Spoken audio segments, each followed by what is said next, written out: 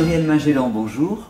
Bonjour. Un grand merci d'avoir accepté l'invitation de la Fringale Culturelle. C'est un plaisir de vous retrouver. Si on se voit aujourd'hui, c'est qu'il y a une nouvelle actualité en librairie. On s'était vu la fois dernière pour N'oublie pas les oiseaux, un roman qui a été publié en 2014 chez Julliard. Début 2016, et Les Indociles, c'est votre retour en librairie, en pleine rentrée littéraire. C'est bien, c'est pas bien d'être en pleine rentrée littéraire? C'est bien, je crois, c'est bien, ça me fait plaisir. Ça fait partie de cette euphorie. Voilà, c'est le jeu en fait, Ouais. Donc ça me va. Ouais. Ce roman s'appelle Les Indociles. Par rapport à la lecture du précédent, alors le précédent était très bien écrit, mais je trouve qu'il y a un cran supplémentaire dans le fait que vous ne nous lâchez pas la main, nous lecteurs. Merci déjà, oui, je pense qu'il y a, dans l'écriture, il y a quelque chose qui est du domaine de l'autorisation. Et livre après livre, plus le rapport avec les lecteurs ou les médias ou nos interlocuteurs, plus ce rapport s'épaissit, s'enrichit, plus on se sent presque autorisé à écrire. Et c'est vrai que j'ai senti ça assez fort avec N'oublie pas les oiseaux, qui est un livre qui m'a fait passer un palier dans mon rapport au lecteur et à l'écriture.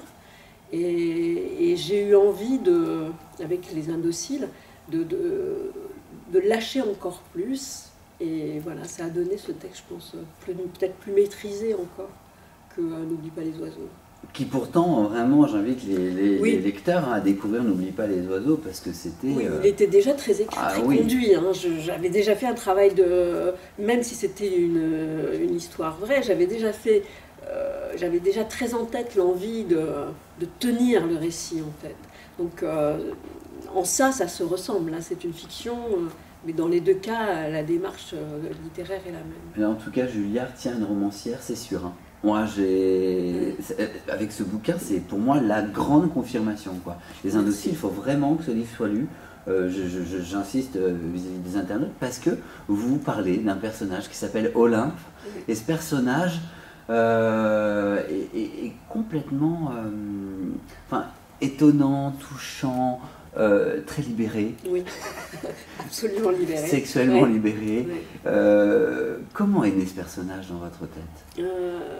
Il est né, je crois, de l'envie de partir, de quitter un peu les personnages de femmes que j'avais jusque-là, qui étaient des personnages un peu engoncés et qui, au fur et à mesure de l'histoire qu'elle vivait, s'affranchissaient et se libéraient. Et de toute façon, le thème de la liberté est toujours présent. Mais là, j'ai eu envie de partir d'un personnage qui est presque au bout de ce processus de libération, qui est affirmé, et d'un personnage de femme. Alors, c'est vrai aussi que la figure du Don Juan est une figure qui me fascine, autour de laquelle je tourne depuis longtemps. Et j'avais envie de la traiter au féminin, finalement. Je crois que c'est pas si souvent qu'on rencontre des Don Juan féminins, avec cette liberté à la fois d'être, de sexualité, mais aussi de pensée, mais aussi de discours, d'être au monde. Justement, vous tordez le cou à l'idée reçue chez les hommes qui, eux, ont le droit d'avoir plein d'aventures sexuelles, et les femmes moins, parce que tout de suite, on aurait tendance à dire, je vais être vulgaire, une salope. Oui, mais Olympe, elle est au-delà de ça. Exactement, et j'ai senti dans le propos de la romancière côté féministe. Oui, même si à un moment donné je fais dire à Olympe qu'elle n'est pas féministe. Oui, c'est vrai que c'est pas un état, pour moi être féministe c'est pas un état permanent, etc. Mais bien sûr qu'on a envie, quand on est une femme dans le monde d'aujourd'hui moderne, on a envie qu'il y ait des clichés qui valsent. Qui valsent un peu, parce que ça suffit. Et Olympe, elle est très... comme elle n'est pas militante de rien, elle n'est pas idéologue, elle n'a pas de dogme, elle est comme elle est, et c'est assez simple pour elle. Elle ne va pas se poser la question de savoir ce que vont penser les gens, elle affirme ce qu'elle est, en fait. Alors c'est toute la force de ce personnage qui fait le roman. Oui. Parce que moi, c'est ce que j'ai aimé, c'est un avis de lecteur, parce que je pense que c'est un livre quand même qui s'adresse plus aux femmes, mais moi j'inviterais les hommes quand même à le lire. Merci. Parce que c'est tellement juste.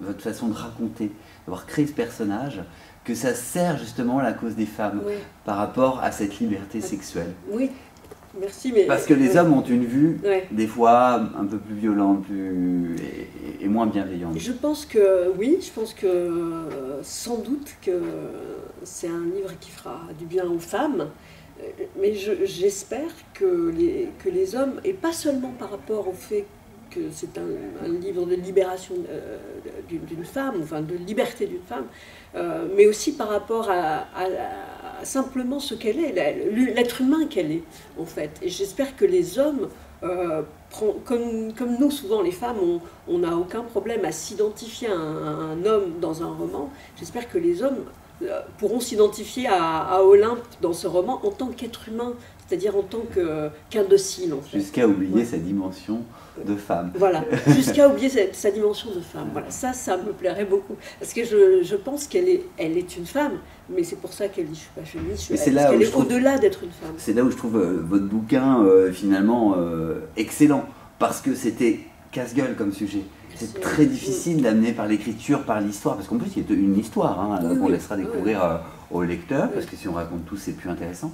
Mais vraiment, ce personnage féminin, sa force, j'avais vraiment envie de